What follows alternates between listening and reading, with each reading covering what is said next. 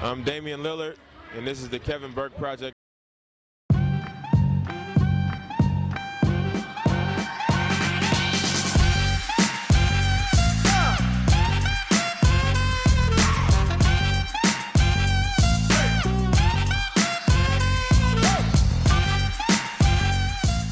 Episode 53, the Kevin Burke Project. What's going on, everybody? Come on in, have a seat, stay a while. Let me talk to you guys about a couple of things. Let me start with, I'm not sure if you guys have been watching the Netflix series. They've got some good, I thought they were at first just sports stories, but they got a series called Untold, some untold stories where they're giving you some good documentaries on Netflix. They're not just sports. The ones I've been tuning into have been sports centric. I wanted to talk about a couple of them, so I hope you've seen them. If not, I'm gonna spoil it. I watched 4. 2 of them in particular I want to talk about. The 4 I watched were the one was the rise and fall of And One. And that was a good one. If you were outside during the And One era, you know how big that was. And I've always been fascinated with that rise and always confused about the demise. I always wondered what happened to And One. Where did And One go? So that was a good one. It broke down why And One fell off the way it did. And then they had another one about the brawl in the Malice in the Palace, Pistons. Pacers brawl, Ron Artest. That one, I firmly believe that there is nothing untold about the Malice in the Palace. Like, we know everything about that, and that confirmed that with me. That was confirmed by watching the Untold on And One on Netflix. I knew everything about that situation. That was so vivid to me. That I remember the date that happened. That was November 19th, 2004. I remember it was a Friday. I remember where I was, who I was with. I remember what I was wearing. I was watching that game live when Ron Artest ran into the stand. So for me, there was not a thing untold about that. But the 2 I want to talk about are the one about Manti Te'o, the girlfriend that didn't exist, and the Tim Donaghy story. The NBA ref who was betting on games that he was calling. Let me talk about the Manti Te'o story first. I remember how big of a deal that was when it first happened. I got this weird thing about me. I remember where I was when certain things happened. I remember where I was when I was looking at Twitter on my phone, and Twitter blew up that, the Manti Te'o girlfriend story was fake, and I remember where I was. I remember it being the biggest deal. All these media outlets who had nothing to do with sports was reporting on this Manti Te'o story. And the documentary, it was 2 parts. It was 2 hours long. It was very, very in depth. This truly was an untold story, because some of the things that he spoke about, I didn't know. I didn't know, we never really knew how he came to meet this person. This person that didn't exist. That was broken down. Why he continued to speak to this person, although they never met, that was broken down. I kind of understand it. In fact, at the end of the 2 hours, I felt badly for him, and I understood where he was coming from. He was a punchline for more than a decade, and to certain degrees, he still is. But I understand it now. I didn't quite get it back then, but I understand it. A couple of things after watching that 2-part documentary are still a mystery to me. One was, he said numerous times in that documentary that this person who didn't exist, he was asking around. He asked his family members if they knew this person, this girl. And his cousin said, yes, I know her. And they never explained how his cousin could have known somebody who didn't exist. He got confirmation from his family member, hey, I've never met this person, but do you know her? And the cousin says, yeah, I know who she is. They never circled back and explained why. How could this cousin know somebody who didn't exist? That was a miss for me. I'm like, And it's like that validated to him that this person was true, this person was real, but they never explained why that was the case. And then the second thing that I was left with as I watched the documentary and ended it was, I still don't understand why this was as big of a story as it was. I don't. I still don't get why this was a national story that transcended sports and crossed over to mainstream media, non-sports related. I still don't get it. I don't get why this was such a big deal. Like, why did we care so much that this guy's girlfriend didn't exist? Why did we? I still don't get it. Why did we care so much? I get it. I know he was a big time player then, but that was a story that didn't need to get as big as it did.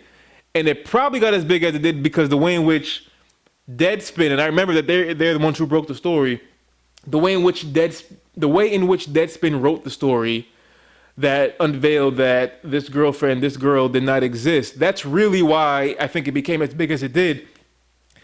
And as Deadspin mentioned, their sole purpose was to make ESPN and Sports Illustrated look foolish, right? That was their MO back then.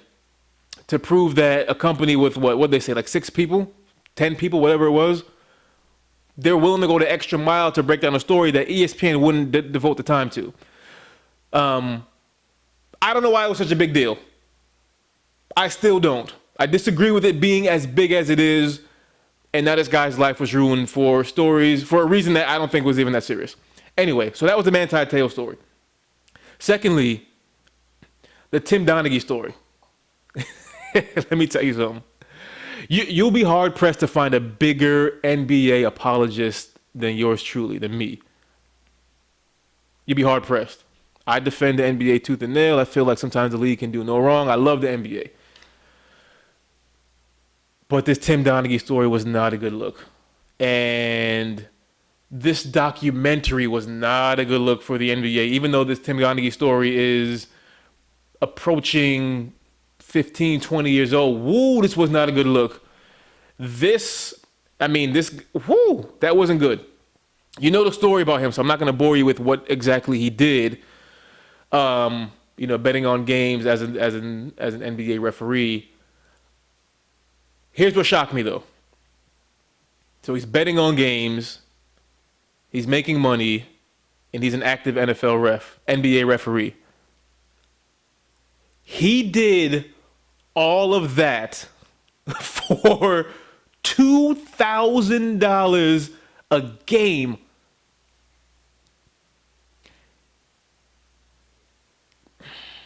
He was fixing games, although he claims he was not fixing games. He was blowing calls or swallowing the whistle or whatever you want to call it. He was altering games to earn $2,000 a game? The people he was working with were making millions upon millions upon millions of dollars.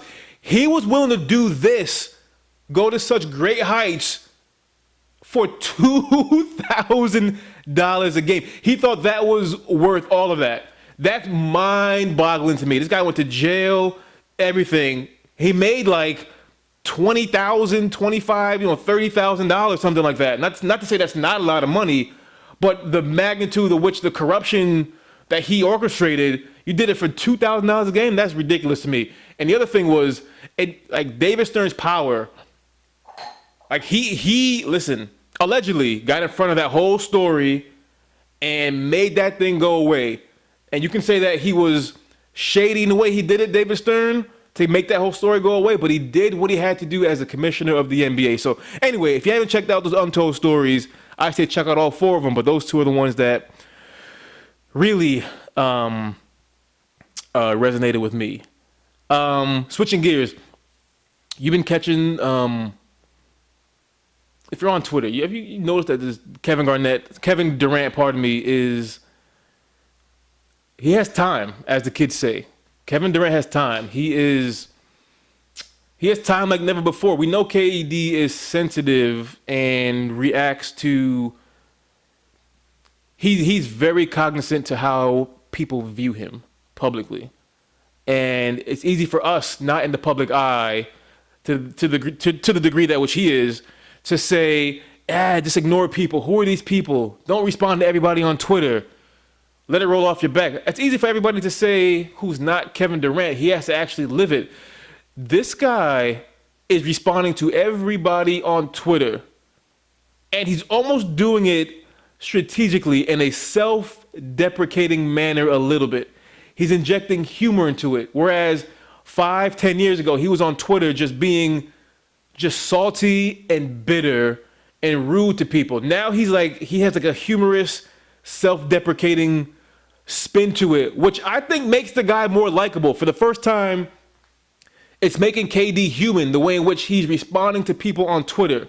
This may not be a big deal, but it is a big deal to me because it's helping his appeal. Because the way in which he's trying to force his way out of Brooklyn, that wasn't a good look. And everyone who's calling him out on his Twitter, he's taking a humorous approach to let them know that he doesn't care what they think, even though he does. Let me talk about Chet Holmgren, Oklahoma City Thunder rookie, who is out for the year because he got injured in a Pro-Am game where he was trying to contest LeBron's layup in this Pro-Am game. And he suffered a Liz Frank injury in his foot. I haven't heard that one in a minute. Liz Frank, I have not heard that injury since like the 90s. Maybe he's making a comeback. So it begs the question, should these NBA players be playing in these Pro-Ams?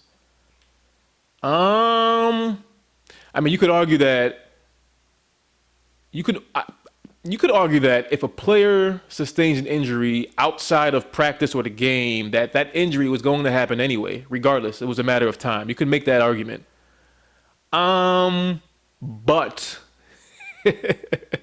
I'm not gonna lie to you. If I had any control over what a player did or didn't do as either an owner, coach, or GM of the player's team, which I don't know how much power they have, I would dissuade any of these guys from playing in Pro-Ams. I just would. I would. It's not worth it. I mean, it is not worth it because they go hard in these Pro-Ams. LeBron doesn't really. LeBron is in year 20. He's coasting in some games. Let's be real. Chet Holmgren did not get injured because he played in a Pro-Am.